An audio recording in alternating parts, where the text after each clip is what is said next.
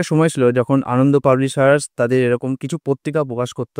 এখানে যদি কোনো গ্রন্থ গ্রন্থ বিপণি চালু হয়, তাহলে তার উদ্বোধনী ছবি, বিভিন্ন গ্রন্থের ব্যাপারে চর্চা, নতুন, নতুন যেসব গ্রন্থ প্রকাশিত হয়েছে সেই ব্যাপারে চর্চা নিয়ে এরকম সুন্দর, সুন্দর পত্রিকার মতো বানাতো।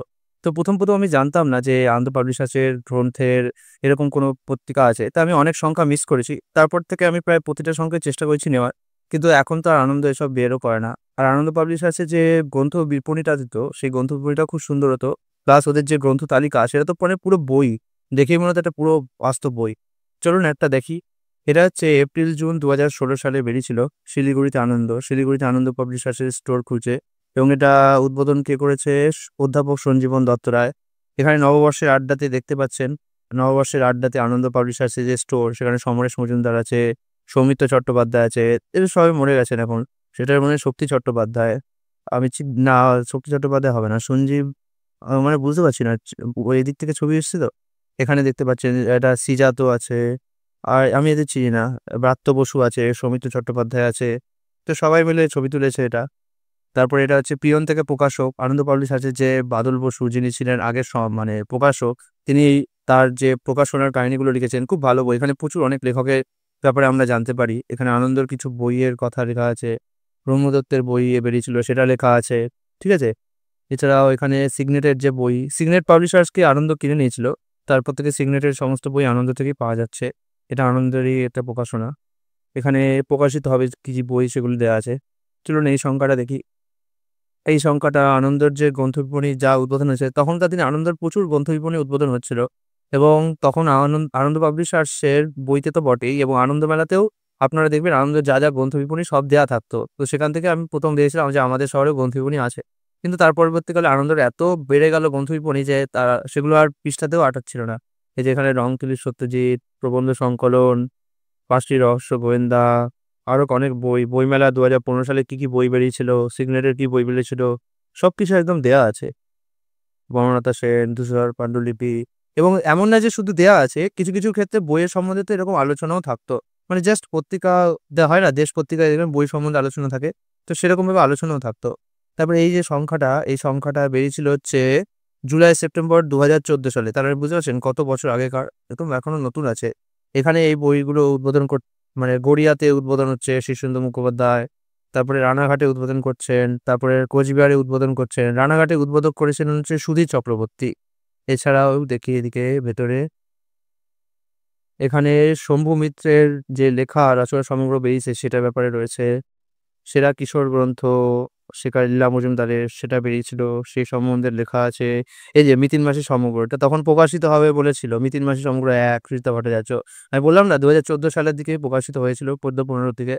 তবে সিগনেটের নতুন বই, এই যে এই বইগুলো তখন প্রকাশিত হয়েছিল রবীন্দ্রনাথের ওপর, রবি কররেখা, কবিকথা। তবে কৃত্তিবাসটা আলাদা। কৃত্তিবাস একটা পত্রিকার ব্যাপারে। তো সেটা এখানে রয়েছে। এই সংখ্যাটা দেখি। এটা হচ্ছে এপ্রিল-জুন ২০১৪। এটা সৌমিত্র চট্টোপাধ্যায়ের কবিতা সমগ্র। তখন প্রকাশিত হচ্ছে, সেটার ছবি রয়েছে। আর এখানে কাঁচরাপাড়ায় আনন্দ। কাঁচরাপাড়াতে আনন্দ পাবলিশার্সের স্টোর সমরেশ মজুমদার উদ্বোধন করেছে।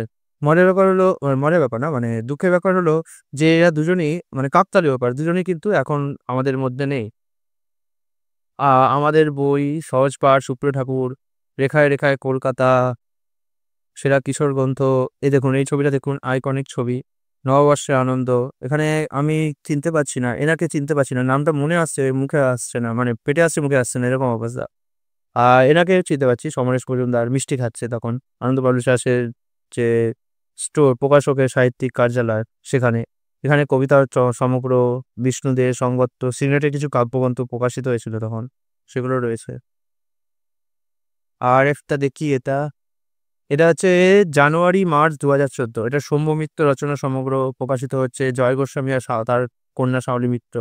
এটা আনন্দ পাবলিশার্স কলকাতায় বইমেলায় কি, কি স্টোর খুলেছে সেগুলো। আর একটা জিনিস দেখলাম যে আনন্দ পাবলিশার আর সিগনেট প্রেস, এদের বই বিপণীতে একসাথে বিক্রি হলেও বইমেলায় কিন্তু আলাদা, আলাদা এরা স্টল করে। সেটা ভালো, একদিক থেকে লোকের সুবিধাও হয়। আফ্রিকান সাফারি বলে বই বেরিয়েছিল তখন, সেই বইটার ছবি। রামায়ণের ব্যাপারে একটা বই বেরিয়েছিল, সেটার ছবি। এইটা তো আরোই আইকনিক, যে এটা সবাই চায় যে আমাদের এখানেও লেখকরা আসুক, তাদের থেকে সই নেব, সিগনেচার অটোগ্রাফ যেটাকে বলে। সমরেশ মজুমদার ব্যারাকপুরে উদ্বোধন করছেন, শীর্ষেন্দু মুখোপাধ্যায় উদ্বোধন করছেন সোনারপুরে। আর সুচিত্রা ভট্টাচার্য, এটা দেখে আমার খারাপ লেগেছিল। কারণ ঠিক পরের বছরই তো মারা গেছিল ২০১৪ সালের পর। এই যে সুচিত্রা ভট্টাচার্য তখন উদ্বোধন করতে গিয়েছিলেন হচ্ছে নৈহাটিতে। নৈহাটিতে দেখুন বইয়ের এখানে কাকাবাবু সমগ্র নীল মানুষ সমস্ত সাজানো গোছানো বইয়ের তাক দেখা যাচ্ছে। আনন্দ পাবলিশার্সে আমার গ্রন্থ বিপণীটা খুব ভালো লেগেছিল। কারণ এদের গ্রন্থ বিপণীটা পুরো কাচের ছিল তো, আর সমস্ত যে তাকগুলো সেগুলো কাচের।